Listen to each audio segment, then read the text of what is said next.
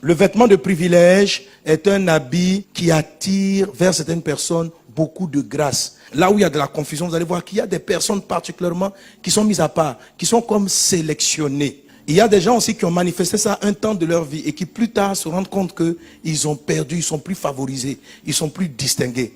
En fait, la faveur, le privilège vient d'un type d'habit qui est porté dans le monde invisible. Alléluia.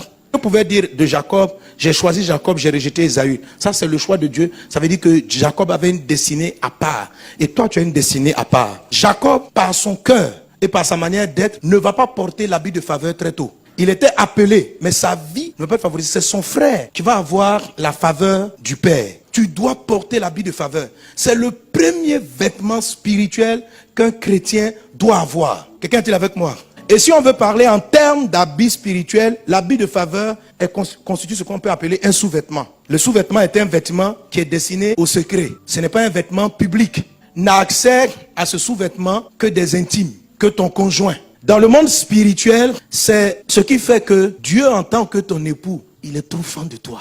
Le vêtement qualifie ou disqualifie pour des choses apparentes. Mais les choses précieuses, les choses de valeur, c'est le sous-vêtement qui détermine cela. Un père avait 2 enfants. Au premier, il dit, va faire telle tâche. Le premier n'est pas trop d'accord. Il dit, papa, vraiment, moi, je ne veux pas partir. Mais après, il regrette. Si papa parle, il faut que je me soumette. Et il se soumet et il va effectivement s'occuper de la tâche qui lui a été confiée. Le second, il est le premier qui répond, oui. Papa, tu dis ça, je vais le faire. Mais dans la pratique, il ne l'a pas fait. Et on demande entre ces deux-là, qui a fait la volonté du Père? C'est celui qui a dit oui ou c'est celui qui a fait? C'est celui qui l'a fait. Alléluia. Les croyants ou les hommes, même païens, qui sont favorisés par Dieu, ont un critère très important, c'est la soumission. La différence entre Ésaü et Jacob. Ésaü savait ce que papa aimait. Il avait pris le temps de comprendre le cœur de son père. Et il savait faire plaisir à son père. Jacob, il ne s'inquiétait que de lui-même. Ce qui importait pour lui, c'est son propre succès. C'était un homme stratège pour ses avantages. Quand son frère arrive vers lui, tout est en mode calcul pour voir qu'est-ce qu'il gagne. Son frère lui demande, j'ai faim. Quelqu'un qui a un bon cœur, il dit, partageons. Lui, la nourriture. Il dit, mais si je te donne, tu me donnes quoi? Ça veut dire, depuis le début, il avait un appel sur sa vie. Et c'est le cas de beaucoup de gens. Si tu es là aujourd'hui, c'est parce que Dieu t'appelle. Tu n'es pas encore entré dans les faveurs de Dieu. Parce que tu n'as pas un cœur soumis. Tu as un cœur calculateur. Tu ne fais rien pour rien. Chaque action est calculée. Ton sous-vêtement est sale. Celui qui suit tous les éléments qui sont donnés, entre autres la douceur, la soumission, est un grand prix devant Dieu. Donc la personne là devient favorisée. Et ce sont des genres de personnes, je vous ai dit la dernière fois, si tu t'amuses à les critiquer, à les toucher, Dieu te frappe. Tu vois encore cela manifester même dans la vie de Jésus. Jésus est le salut, est le choisi de Dieu. Mais à quel moment Dieu a dit, celui-ci est mon fils bien-aimé, en qui j'ai mis toute mon affection? Quand il s'est soumis à Jean-Baptiste. Il est fils de Dieu, tu es fils de Dieu, loin de Dieu. Mais je dis à quelqu'un, Dieu trouve que tu es comme Jacob, tu as un cœur dur. Tu dis oui, je viens à l'église, mais ton cœur dit pas oui. Et puis ce que tu fais là, c'est autre chose. Quand Jésus est arrivé devant Jean-Baptiste, Jean-Baptiste dit, mais toi tu es plus grand que moi. Je ne peux pas te baptiser. Jésus dit, on doit faire ce qui est convenable. Le Père dit que en ce moment sur la terre, c'est toi qui es le patron. Ce n'est pas une affaire de logique. Dans le ciel, toi Jean-Baptiste, tu as mon service. Mais le Père a des principes. Tu es le premier, c'est toi qui es venu préparer. Même si je suis Dieu, baptise-moi.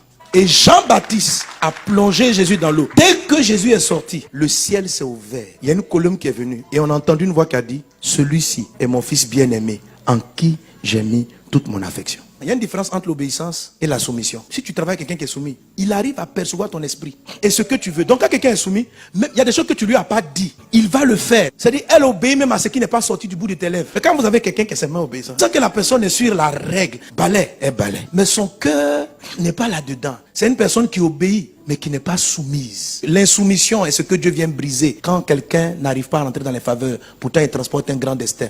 Beaucoup d'entre vous passez par des épreuves parce que dans le fond, vous n'êtes pas soumis. Beaucoup sont calculateurs. Vous savez, les gens insoumis, leur premier problème, c'est leur égoïsme. Avant de te donner ce qui est à toi, Dieu observe la façon dont tu seras soumis aux personnes sous lesquelles il t'a mis. Si on veut parler de manière logique, il n'y a aucune raison qui justifie que Jésus soit plongé dans le baptême de la repentance. S'il n'a pas péché, il se répand de quoi? Jésus, il n'a pas été baptisé. Non seulement il est supérieur à Jean, et en plus il est sans péché, mais il s'est soumis. Parce que c'est la mission qui lui a été confiée. Le problème de l'humanité, c'est l'insoumission. Et c'est quoi l'insoumission? Ce sont des gens qui ont leur propre logique de fonctionnement, qu'ils trouvent raisonnable. Il n'y a pas un moment donné où tu dis, voilà l'autorité, je me soumets. Tu dis oui, mais dans le fond tu ne fais pas. Ou tu fais de sorte qu'on dise que tu as fait, mais dans le fond tu n'as pas fait. Tu as été obéissant mais pas soumis. C'est ce qui fait que tu n'as pas la grâce. La Bible dit dans les derniers temps, les gens seront égoïstes. Aujourd'hui, les gens vivent pour eux-mêmes. Les gens viennent à l'église pour leurs propres intérêts. C'est calculé.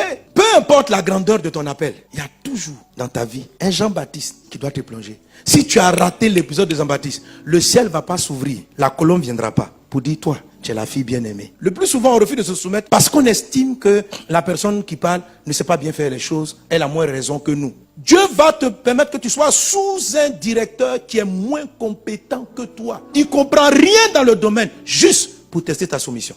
Les gens aiment se soumettre devant des personnes. C'est-à-dire qu'un te regarde et dit non, tu es bon. C'est-à-dire que intellectuellement, ils sentent que tu es au-dessus. Non, la soumission, c'est pas ça. Tu n'as pas remarqué que beaucoup de portes sont trop fermées. C'est la soumission qui ouvre le ciel. La vraie soumission amène le cœur d'une personne qui n'obéit pas à la parole à changer et à devenir obéissante à la parole. La vraie soumission amène Dieu à prendre le relais de l'injustice que tu subis. La soumission fait que tu n'as plus besoin de trop parler. Dieu même soumet parce que tu lui es agréable. Ce n'est pas quelque chose de logique. Ça s'appelle de la foi. On fait la soumission parce qu'on croit en Dieu. On se soumet parce qu'on croit dans la toute-puissance de Dieu. Et ça marche. Tu es une personne de destinée, choisie par Dieu. Adopte la soumission pour que ton ciel s'ouvre et que tu sois quelqu'un de favorable. Et que même les choses que la logique fait que tu n'as pas gagné, que à cause de la faveur, Dieu t'ouvre les portes et que les choses te soient données. Si tu avais ce cœur avant et que tu as changé, retrouve ton cœur s'ouvre. Retrouve-le et tu verras le ciel s'ouvrir.